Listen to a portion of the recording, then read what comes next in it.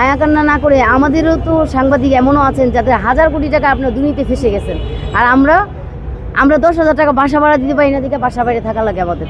আমি আহমেদ বুন্নি, একজন গণমাধ্যম কর্মী। আমি আসলে আমার বকেয়া বেতনটি পাইনি বলে আসলে আমি এইখানে এসেছি।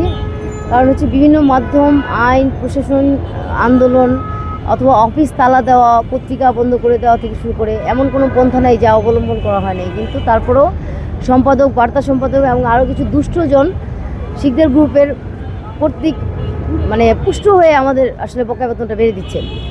তাদেরকে বোঝানোই যাচ্ছে না আমাদের জীবন যে হাহাকার লেগে গেছে, আমরা যে দেওয়ালে পিঠ থেকে গেছে, আমরা যে কষ্ট করতেছি এটা তাদের গায়েই লাগতেছে না। আমাকে গত সেপ্টেম্বরে থেকে আমার বেতনটা বন্ধ করে দিছে।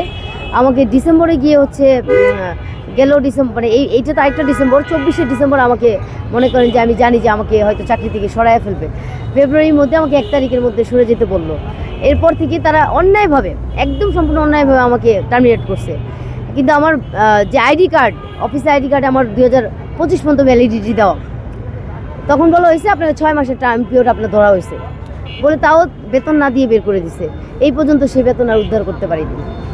এই জন্য আমি সাংবাদিকদের সুরক্ষার জন্য 3টি দফা নিয়ে কথা বলেছি যে তাদের জন্যে আপনার একটা জামানত ব্যাংক রাখতে হবে, যে কোনো নতুন হাউস আসলে সেই ব্যাংকে সাংবাদিক এবং স্টাফদের বেতন 1 মাসেরটা যাতে ওখানে রাখে, যে কোনো ধরনের ঝামেলা হলে সেটা পরিশোধ করার জন্যে।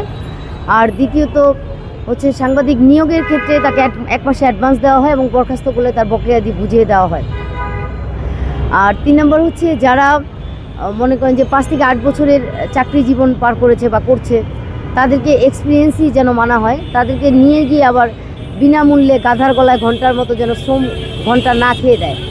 কারণ দেখা যায় যে একটা লোক 5 বছর 7 বছর চাকরি করছে, তার অভিজ্ঞতা আছে, তারপরও তাকে নিয়ে বলে আপনি 2 মাস টাইমিং পিরিয়ড থাকুক, প্রফেশনাল পিরিয়ড থাকুক, হ্যাঁ, তারপরে বলে যে আপনার থাকুক, কি বলে ইন্টার্নশিপ।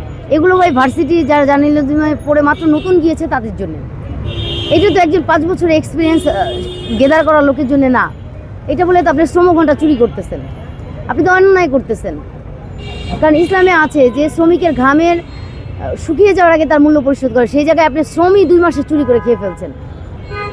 তো সেটা না করে আপনাকে অবশ্যই এটা করতে হবে। আর আমার আন্দোলনের 3 দিনের অনশন আমি ঘোষণা করেছিলাম।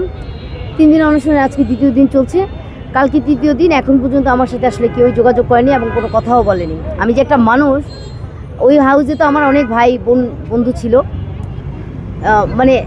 যারা নাই তাদের মধ্যে একজন ভাই বা একজন বোন এরকম কথা হয়েছে বা 2জন হয়েছে। বাট একটা মানুষ যে এসে ফিজিক্যাল দেখা করে যাবে, একটা কথা বলবে, সেরকম নাই। একজন ভাই আসছিল, তবে উনি যেহেতু একটা সংগঠনে আছে এবং সামনে তার নির্বাচনী, যেহেতু তার নাম বলবো না, তো এছাড়া মনে করেন আর কেউই আসে নাই যে এসে যে বলবে এই তুমি তো একটা মানুষ, তুমি রাত দিন 24 ঘন্টা এখানে পড়ে থাকবা কেন। ফেসবুকে এত তো মানুষের হাহাকার লেগে গেছে, বলতেছে একটা মেয়ে মানুষ সারা রাত বাইরে। বাট এই রাতেও তো কেউ একজন, এই সেগুনবাগিচায় আমাদের কতজন সাংবাদিকের বাসা আছে না? একটা মানুষকে এসে 2টা পা হেঁটে এসে দেখে যেতে পারতো না? বড় একটা আমি এখানে কিছু একটা হব, তারপরে সবাই চলে আসবে, এরকম একটা বিষয়। মায়া কান্না না করে আমাদেরও তো সাংবাদিক এমনও আছেন যাদের হাজার কোটি টাকা আপনার দুর্নীতি ফেসে গেছেন, আর আমরা 10,000 টাকা বাসা ভাড়া দিতে পারি না, দিকে বাসা বাইরে থাকা লাগে আমাদের।